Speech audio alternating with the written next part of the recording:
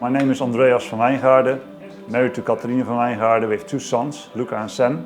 We recently arrived in Cambridge and working as missionaries in this place. We're involved in a new church plant, just recently has started, and also a ministry that will reach out to the workplace.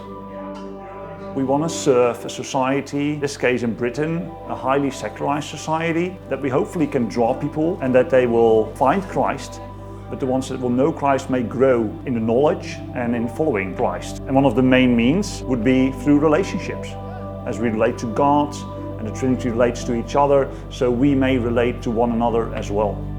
Delicious.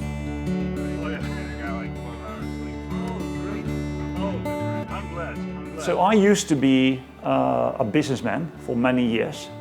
As I was a businessman in the Netherlands, I was in the small and medium-sized enterprises trying to start up businesses and then after a while sell them.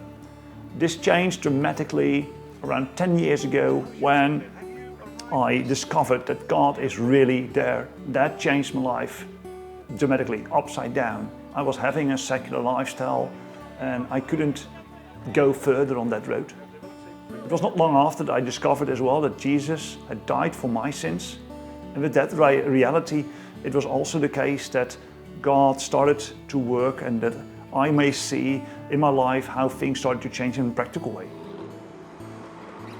Not long after, I believe God called me into ministry, but that was a hard one because I liked the business world, I liked what I was doing, so I did not really know if it was really from the Lord even and what I should do with it. Some years followed, and it was only in 2018 that I and my wife Catharina, we knew this is what God asks us. And we were convicted that we should sell the company I was making a living off. It was also clear that we were led to first study again, close to 40. So it led us to St. Louis in Missouri to study at Covenant Theological Seminary. In the few years that we've been there, and I studied Greek, Hebrew, and other topics. We also prayed and explored what the Lord wanted us to do because we never went to St. Louis with clarity what it all would look like or what we should do. It was quite a step of faith, but He gave the courage, He gave the faith and the strength and the resource to do so. And in the second year actually, things started to develop and became a bit more clear. I had taken a season of a few weeks to pray and to meditate and to even go through the past few years what actually had happened, what did I potentially could know, what God has been doing. As that became clear, it was not a long list actually, I called a friend in Cambridge to share that with him as I expressed, for instance, that I knew now, and I was a bit scared to be honest, but I'm called, I believe, to church ministry. I shared a few things that I thought potentially could be my gifts and how we want to serve. When I gave him that phone call, he actually explained to me that it was not long ago that they decided to go ahead with the church plant that they were praying for 3 years. I was a bit shocked even, amazed for sure, like wow. And he said, what you described is what we are actually looking for. That's actually what we need. So we decided to have a season of praying for this. Then we met with the group. Some of the people I actually already knew from years before.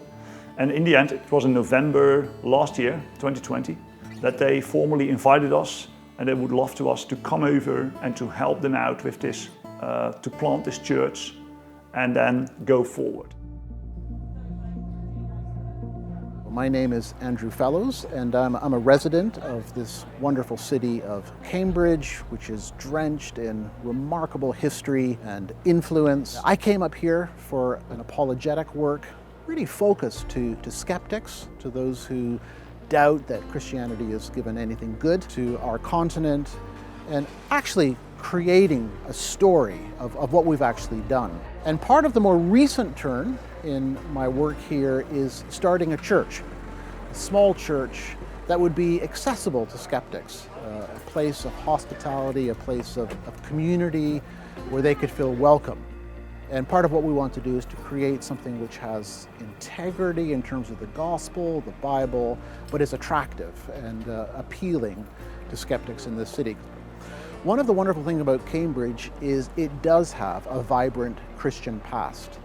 You walk through the city and you see all the spires. You read the names of the colleges. That itself is an opportunity, because it's, if I could put it like this, a Christ-haunted city. There's just so much that reflects the past. That's an opportunity. We can point to that.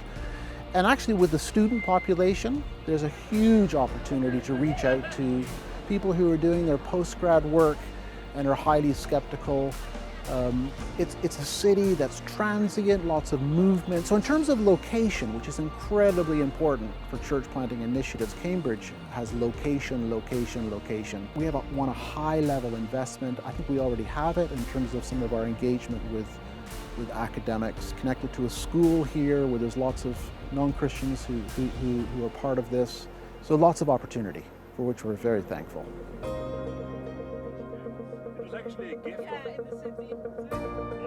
So the partnership is really essential. What I noticed, especially after we landed, I right away sensed how it can be lonely, how it can make you doubt, how it can be hard. Now don't get me wrong, life is hard for anyone. That actually shows that you cannot bear it alone, and that's actually where the partnership plays out. It's a pioneering task we're in the midst of. And what I experienced, even with the visit we're having at the moment, is that the thing that makes the difference is that you have interaction and it becomes, I'm looking for the word, but it's substance.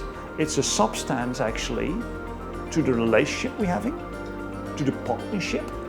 And it can be the conversation, it can be just being present, but you sense you're not doing this alone.